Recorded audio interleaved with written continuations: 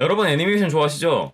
일본어 공부하는 사람 치고 애니메이션을 좋아하지 않는 사람 본 적이 없는 것 같아요. 라기보다 일본어를 공부하기 시작한 그 이유가 오히려 애니메이션을 보고 나서 공부를 시작하신 분들이 더 많을 수도 있어요. 저도 그랬거든요. 저도 한때 애니메이션을 굉장히 즐겨보던 사람 중에 하나입니다. 뭐 그렇다고 해서 막 엄청난 오타쿠처럼 그렇게 되진 않았었고요. 뭐 하루에 한 50편씩 봤었나? 그랬던 적이 한때 있었던 것 같아요. 고등학교 시절부터 대학교 한 1, 2학년 때까지는 계속 그런 식으로 애니메이션에 푹 빠져 살았었고요. 그런데 제가 돌아보면서 생각을 했을 때, 그리고 지금 와서 생각을 했을 때 애니메이션으로 일본어로 공부를 한다는 거가 어디까지 도움이 되고 어떤 점이 좋고 어떤 점이 나쁜지 주변 사람들이 그렇게 얘기를 안 해줬던 것 같아요. 장점만 얘기를 해주고. 그리고 팁이라고 해주는 얘기들이 좀 뭐랄까 굉장히 두루뭉실한 팁들을 많이 줬던 것 같아요. 일상생활에 관련된 것을 봐라라던가 이런 식으로. 근데 그게 과연 그렇게 도움이 될지는 지금 생각하면 잘 모르겠어요, 사실. 이 영상은 애니메이션 도움이 되지 그거라고 말을 해주는 그런 사탕발림에 가까운 소리만 하는 그런 영상이 아니라 장점과 단점 그리고 애니메이션이 가지고 있는 특징 같은 거를 톡톡 집어보면서 그게 여러분들에게 어떤 식으로 도움이 될지 어떤 식으로 해야 되는지 한번 얘기를 해볼게요. 자, 그러면은 먼저 여러분들의 일본어 학습에 어떤 도움이 되는지 한번 따져보죠. 자, 애니메이션에서 나오는 사람들의 목소리는 누가 연기하죠? 성우가 하죠. 성우는 도대체 뭘까요? 말 그대로 발음하고 목소리만으로 무언가를 표현하는 데 있어서 전문가예요. 그런 전문가들이 뛰어들어서 일하고 있는 게 애니메이션이기 때문에 발음이 아주 확실합니다. 발음이 아주 확실하다는 건 무엇이냐? 여러분들이 들어서 파악하기가 쉽다는 거죠. 잘 들려요. 두 번째, 애니메이션은 대충 극장판이 아닌 경우에는 10분 내지 20분 정도의 짧은 분량으로 한 화를 충족시켜야 되기 때문에 짧은 시간 안에 다른 영상 매체들보다 굉장히 많은 양의 대사가 들어가 있습니다. 여러분들이 영상을 봤을 때 짧은 시간 안에 많은 일본어를 확실하게 캐치하기 쉬워요. 또 동시에 틈틈이 보기도 굉장히 좋은 것이란 거죠. 세 번째, 애니메이션 시장이 굉장히 크기 때문에 여러분들이 선택할 수 있는 폭이 그 어떠한 영상 매체보다 다양하고 폭넓습니다. 이런 세 가지 종류가 가장 큰 장점이 되겠는데 이 장점들은 정말 무시할 수 없는 장점이에요. 재밌고 동시에 잘 들리고 대화도 많고 선택의 폭도 넓고 이런 영상 매체는 어디 가도 잘 없습니다. 그런데 애니메이션으로 공부하는 데는 여러 가지 단점들이 존재해요. 장점만 들었을 때는 애니메이션이 정말 일본어를 학습하는 데 큰 도움이 되고 끝까지 애니메이션으로 공부를 하는 것이 오히려 좋을지도 모르겠다라는 생각이 들 수도 있는데 제가 몇몇 분들을 봤어요. 심지어 오타쿠라고 해야 될까요? 애니메이션을 굉장히 좋아하시는 길을 걷고 있기 때문에 나는 오로지 애니메이션 일변도로 일본어로 공부하겠다라는 분들도 몇 분 봤었고 제 주위의 동기들이나 친구들도 그런 분들이 많이 있었어요. 근데 그분들이 대부분 어떤 특정 선에서 더 이상 진도를 빼기가 힘들어지는 사태에 겪습니다. 지금부터 제가 애니메이션이 가지고 있는 한계와 단점들을 정확하게 찝어드릴게요. 애니메이션이 가지고 있는 한계, 단점. 첫 번째, 장점으로 제가 언급을 했던 성우분들의 문제입니다. 발음이 너무 명료하고 명확해요. 이게 뭘 의미하는가 하면은 초보자분들은 아무런 의미를 파악하려고 하지 않고 귀로 그냥 단순히 BGM처럼 들었을 때는 이게 굉장히 좋은 효과를 발휘합니다. 명확한 발음, 명쾌한 그 인토네이션이라던가 억양, 그리고 상황에 맞는 적절한 감정이입이라던가 이런 거를 가지고 여러분들에게 계속 말을 해주기 때문에 초급분들이 BGM처럼 일본어를 들었을 때는 엄청난 효과를 발휘해요. 일본어의 발음은 이렇구나, 이런 음가는 이런 발음이구나 라고 하는 거를 다 알게 됩니다. 근데 문제는 여기서 발생해요. 일상생활에서 쓰이는 음가는 그런 것들이 아니잖아요. 우리가 모두 다 NHK 아나운서처럼 발음하진 않잖아요. 거기에 대해서 면역이 없어져요. 분명 일본 애니메이션을 많이 들었던 분들은 청해에 강하다고 스스로 생각하고 말을 하세요. 그거 맞는 말이에요. 근데 말이죠, 애니메이션만 계속 보신 분들 드라마 보시면 일본어 잘 안 들리고요, 드라마까지 계속 보신 분들 버라이어티 방송 보면은 잘 안 들리십니다. 그리고 버라이어티 방송 많이 보시던 분들도 실제로 일본인과 대화를 하면 생각보다 많이 안 들려요. 이건 제가 실제로 겪었던 거기도 해요. 이게 첫 번째 문제점입니다. 성우분들이 너무 정확하게 발음을 하기 때문에 생기는 문제점.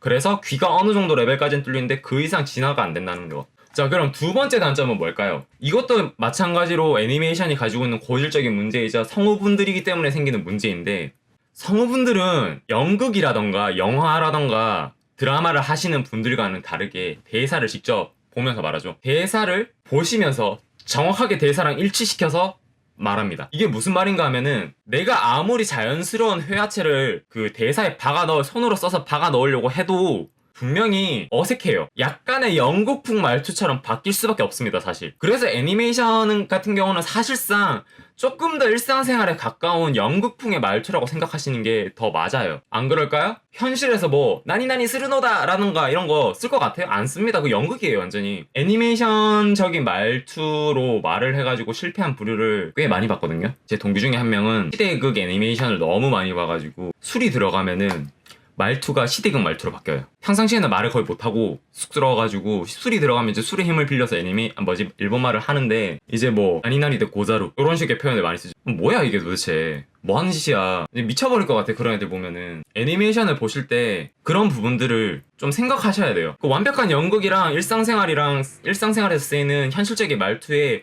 미묘한 중간 영역의 애니메이션의 말투들이 있기 때문에 그나마 현실이랑 가장 가까이 매치시켜서 만든 애니메이션들조차도 거기에 쓰이는 말투 그리고 단어 같은 거는 약간의 연극풍의 말투가 들어가 있는 연기에 가까워요. 바꿔서 말하면은 여러분들은 정말 정제된 말만 듣게 된다는 거예요. 그렇게 되면 여러분들의 일본어는 늘지 않겠죠 당연히. 세 번째, 제가 아까 장점으로 애니메이션의 폭넓음에 대해서 얘기를 했는데요. 이 폭넓음이라고 하는 게 정말 문제가 됩니다. 무슨 문제가 되는가 하면은 애니메이션에서 말하는 폭이 넓다고 하는 거는 산발적으로 여기서 여기까지 꽉 채워가지고 이렇게 여러가지 폭넓은 애니메이션이 있다는 게 아니라 여기 있거나 여기 있어요 대부분. 캐릭터의 성격, 시대적인 배경, 혹은 뭐 그 외에도 분위기라던가 이런 것들이 전부 다 너무 극단적이에요. 극단적. 수많은 캐릭터가 나와도 그 수많은 캐릭터가 대부분 너무 극단적인 성격과 너무 극단적인 말투만 쓰고, 수많은 배경이 나오고 뭐 SF물부터 시작해서 현실물까지 수많은 배경이 나오는데 또 너무 극단적입니다. 하나하나의 설정이라던가 이런 게, 인물이라던가 설정 이런 게 너무 극단적으로 나가 있기 때문에 막상 현실에서 그것들을 뽑아가지고 여러분들이 적용시켜서 말을 하고 쓰려고 하면은 굉장히 힘들어져요. 또 문제가 뭔가 하면은 배경이 복합적입니다. 뭐 예를 들어서 인타마 같은 경우에는 에도 시대를 배경으로 하는데 SF물이 들어가 있고, 바케모노가타리 같은 경우에는 현대물인데도 불구하고 SF 장르가 들어가 있고 이런 식이잖아요.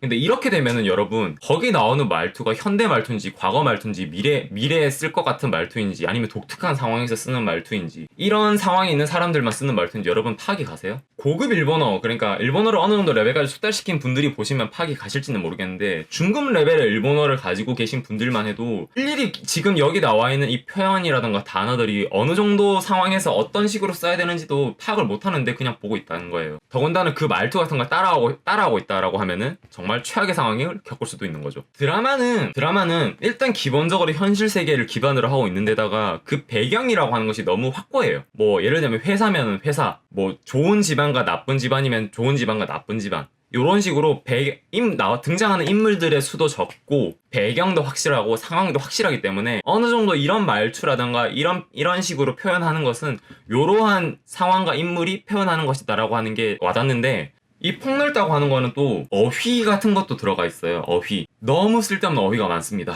SF라던가 뭐 판타지물 같은, 뭐 더 이상 현실 세계에 뭐 나오지도 않을 어휘들이 너무 많이 등장하고요. 게임물 같은 경우도 그렇고, 또 사실상 외국 애니랑 다르게 그 주 연령층이 어린애들이 아니라 성인이기 때문에 그 어휘라던가 표현의 스펙트럼이 너무 초급 단계에서 너무 고급 단계까지 너무 폭넓어요. 예를 들어서 바케모노가타리 계열의 그 작가가 만든 약간의 일본 고전 문학풍의 그 표현들을 많이 쓰려고 노력했던 게 보이기 때문에 고풍스러운 느낌을 드러내기 위해서 또 플러스 중2병이 들어가 있잖아요. 그러면 이제 말투라던가 어휘가 너무 어려운 게 많이 나와요. 일상생활에서 쓰지 않을 너무 어렵고 고급적인 말투가 회화체인 마냥 막 줄줄줄 말하고 있단 말이에요. 이 말투를 보고 따라한다 그러면 이제 여러분들은 좀 이상한 사람이 되는 거죠. 마지막으로 여러분들이 애니메이션을 보면서 한계를 느끼게 되는 결정적인 이유 중에 하나가, 애니메이션의 폭이 너무 넓기 때문에 그 중에서 여러분들이 정말 좋아하는 장르들만 몰아서 봐야 보면 몰빵을 해. 나와 있는 애니메이션을 모두 다 보시는 분들은 그나마 좀 나을 거예요 아마. 장르 구분 없이 나는 대부분의 애니메이션을 다 본다, 한꺼번에 본다 하시는 분들은 어휘의 스펙트럼이라거나 혹은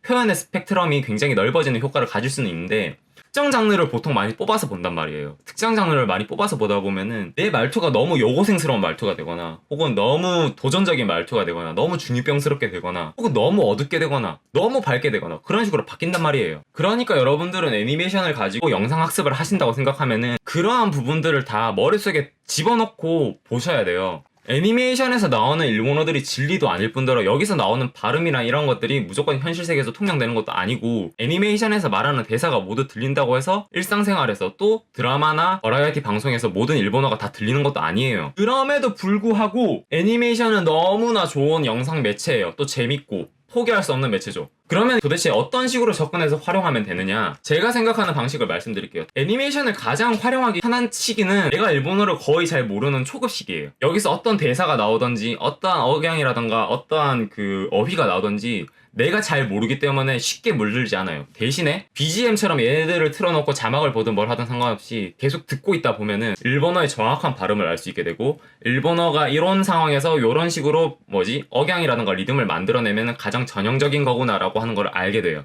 실제로 애니메이션 좋아하시는 분들이 JLPT 같은 시험 영역에서 청해 능력이 정말 너무너무 뛰어납니다. 왜냐면은 비슷한 영역이거든요. 발음이 명확하고 이쪽에서도 그렇고 애니메이션에서도 그렇고 어떻게든 극단적인 상황에서 극단적으로 표현을 잘 하려고 하니까 귀에 쏙쏙 들려요. 무슨 말인지 다 알 겁니다, 아마. 이 일본어를 받아들여서 머릿속으로 해석하는 연산 능력 자체는 애니메이션이 말이 굉장히 빠른데다가 고밀도로 말하기 때문에 여러분들이 아마 굉장히 많이 늘 거예요, 늘 거기는. 근데 애니메이션만 보고 공부를 하신 분들의 특징 중에 하나가 청해 능력은 너무너무 뛰어난데 회화가 안 돼. 왜냐 하면은 여러분, 회화라고 하는 거는요, 특히 영상 매체 같은 거를 보고 내가 익히는 회화라고 하는 거는요, 일정의 그 외국어를 내가 뒤집어 쓰고 연기를 하고 하나의 노래처럼 표현하는 거예요. 내가 기억하고 있는, 내가 습득한 외국어의 리듬감이라고 하는 틀에다가 내가 가지고 있는 표현을 씌워가지고 그거를 믹싱해가지고 말하는 게 회화인데, 애니메이션에서 나오는 리듬은 너무 파라미터가 극단적으로 치우쳐져 있는 비일상적인 리듬이란 말이에요. 예를 들어서 내가 화났을 때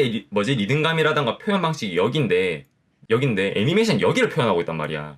아니, 내가 일상에서 내 부모님이 죽고 내 연인이 죽고 내 동료가 다치고 이런 거를 맞이할 그럴 때가 어디 있어 도대체. 결론은 뭐냐, 내 귀를 뚫고 내가 듣고 이해하는 연산 능력을 기를 때는 애니메이션을 적극 활용하는 것이 좋다는 거예요. 그러면 이거 지금까지 말했던 거는 초급 단계 얘기였는데, 내가 일본어를 어느 정도 알게 되는 중급 단계, 그리고 일본어를 더 많이 알게 되는 고급 단계는 어떤 식으로 애니메이션을 활용해야 될까요? 애니메이션은 폭이 굉장히 넓지 않습니까? 그렇기 때문에 여러분들의 단계에 맞춰가지고 제대로 활용할 수 있는 애니메이션들도 굉장히 많을 거예요. 그걸 선별을 해야 돼요. 선별을 하는데 지금부터 선별하려고 하지 말고 지금까지 내가 쭉 봐왔던 애니메이션들이 쭉 있을 거 아니에요. 그 중에서 내가 떠올려 봤을 때 그 애니에서 쓰였던 말들이라던가 어휘라던가 이런 게 지금 내 레벨에 딱 맞을 것 같아라고 떠올려지는 애니메이션들이 반드시 존재할 거예요, 여러분들. 근데 난 잘 모르겠어. 잘 모르겠다라고 생각하시는 분들은, 특히 중급 단계를 이제 막 넘어서기 시작하시는 분들, 어려운 어휘들을 많이 알고 싶다, 어떤 식으로 쓰는지 알고 싶다라고 생각되시는 분들은 중2병 계열에 도전하시면 됩니다. 중2병 계열. 중2병 계열이 뭔가 하면은 지은이가 담담하게 독백으로 말을 많이 하는 애니메이션들 있잖아요. 뭐 듀라라라라라던가 혹은 바케모노가타리라던가 이런 거. 요런 계통의 애니메이션들은 쓰는 말들이 굉장히 고급진 말투에다가 담담한 어조로 어려운 말들을 쭉 내뱉으려고 하기 때문에 여러분들이 굉장히 어려운 구조라던가 어려운 표현 같은 거를 많이 파악할 수가 있어요. 대신에 그런 것들을 학습할 때는 여러분들, 제가 애니메이션에 나오는 표현이라던가 어휘라던가 이런 것들이 확실한 한계를 가지고 있고 그것들을 바로 일상생활에 쓸 수 있는 요소들이 아니라고 하는 걸 확실하게 인지를 한 다음에, 그런 다음에 학습을 하셔야 돼요. 그거 인지 안 하고 내가 어려운 표현을 많이 써야 되기 때문에 이 표현들을 다 외워버리겠다라던가 이 표현들을 그대로 줄줄줄 말하고 있다라던가 이러면은 여러분들 나중에 정말 큰 개난을 당할지도 몰라요. 물론 애니메이션 가지고 일본어를 정말 잘하게 된 사람들도 많아요. 근데 그분들이 애니메이션만 가지고 하지도 않았을 거고, 그분들은 애니메이션이 가지고 있는 한계점을 명확하게 인지를 한 뒤에 거기에서 자기에게 필요한 요소들만 쏙쏙 골라내는 능력이 강하신 분들이에요. 그렇게 할 수 있는 사람은 그냥 애초에 언어적인 감각이 뛰어난 사람이지. 그러니까 애니메이션을 좋아하는 거는 좋아하는 건데 일본어 학습이랑 애니메이션은 또 약간 별개의 문제야. 그걸 알고 계셔야 된다고요. 보시면은 제 후배들도 그렇고 애니메이션 정말 좋아하고 정말 많이 보는 분들이 많은데 일본어 실력이 생각보다 많이 안 들고 듣기만 너무 잘하는 분들이 많은 것 같아. 그게 언어를 공부하는데 목표점이 아니잖아요. 내가 그냥 잘 알아들을 수 있는 거 목표로 공부하면은 뭐하러 공부해. 그냥 듣기만 하면 되는데. 제가 오늘 하고 싶은 말은 여기까지예요.